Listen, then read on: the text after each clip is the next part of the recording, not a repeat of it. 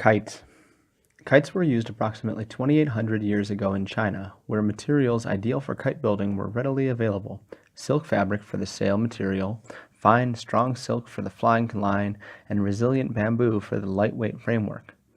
Ancient and medieval Chinese sources list the use of kites for measuring distances, testing the wind, lifting men, signaling, and communication for military operations.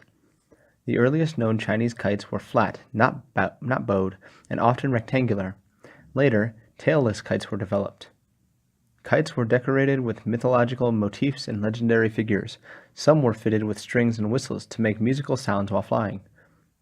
After its introduction into India, the kite further evolved into the fighter kite known as the patang in India, and annual kite running competitions are held every year on the day of Makar Sankranti.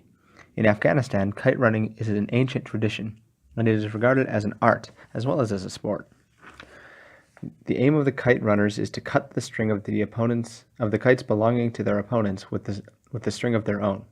It is exciting and fun, but can also be dangerous, as kite runners can fall or run into things while they are involved in mid-air duels with rivals. The period from 1860 to about 1910 was the golden age of kiting. Kites started to be used for scientific purposes, especially those to do with weather forecasting and photography. Reliable, manned kites were developed, as well as power kites. Then the invention of the powered airplane diminished the interest in kites, and since then they have been used mainly for recreation.